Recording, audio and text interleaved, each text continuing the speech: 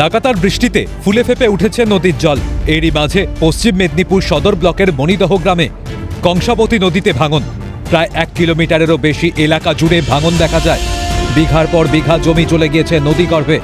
আতঙ্কে ঘুম উড়েছে নদী পাড়ের বাসিন্দাদের। ঘটনাস্থল পরিদর্শনে যান রাজ্যের সেচ মন্ত্রী মানস রঞ্জন ভূঁইয়া। নদী ভাঙন রোধে যাবতীয় ব্যবস্থা গ্রহণের আশ্বাস দেন রাজ্যের মন্ত্রী। এই ধস কিন্তু ক্রমশ খেয়ে যাচ্ছে, এটা কিন্তু কোনো রকমভাবে রোধ করা যাচ্ছে না। ভোটের সময় নেতারা প্রতিশ্রুতি দিয়েছিল কাজ হবে, কিন্তু নদীবাঁধ বাঁধানো হবে, কিন্তু এখনো পর্যন্ত বাঁধানো হয়নি। সেই জায়গায় এতগুলো সাধারণ মানুষের জমি যে নদীগর্ভে চলে গেল, তাদের যে ফসল চলে গেল, তারা খাবে কি? হ্যাঁ, নদীতে চলে যাচ্ছে, এই তো বিঘার পর বিঘা চলে যাচ্ছে। মানুষ এখন আতঙ্কিত হয়ে আছে। তারপরে সরকারি সংস্থা থেকে কোনো তো কিছু পাওয়া যায়নি, আর কেউ তো কিছু মানে কেউ তো কিছু করছেও নি। কি ব্যাপার?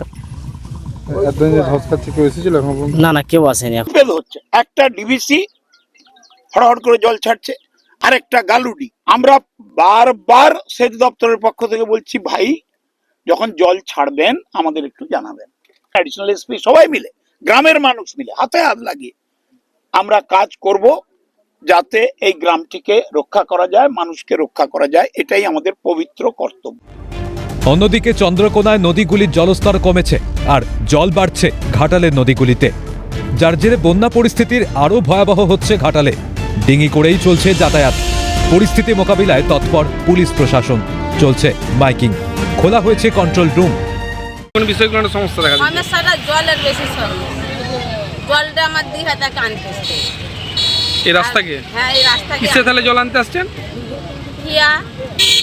আমরা কন্ট্রোল রুম ওপেন করেছি। আমাদের বিভিন্ন রেস্কিউ সেন্টার, রিলিফ সেন্টার, সেখানে মানুষজন আছেন, তাদের রান্না করা খাবার দেওয়া হচ্ছে। মেডিকেল ক্যাম্প চলছে, পশু চিকিৎসার ক্যাম্প চলছে, পশু খাদ্য বিলি করা হয়েছে, শুকনো চাল, ত্রিপল, জামাকাপড় ইত্যাদি মানুষজনকে দেওয়া হচ্ছে। আমাদের মেডিকেল টিম ফিল্ডে কাজ করছে।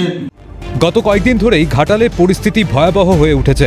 চারিদিকে জল থই থই, চরম ভোগান্তিতে বাসিন্দারা। কবে এই জলযন্ত্রণা থেকে মুক্তি হবে, সেদিকেই তাকিয়ে ঘাটালবাসী। পশ্চিম মেদিনীপুর থেকে অভিষেক চক্রবর্তীর রিপোর্ট, ক্যালকাটা নিউজ।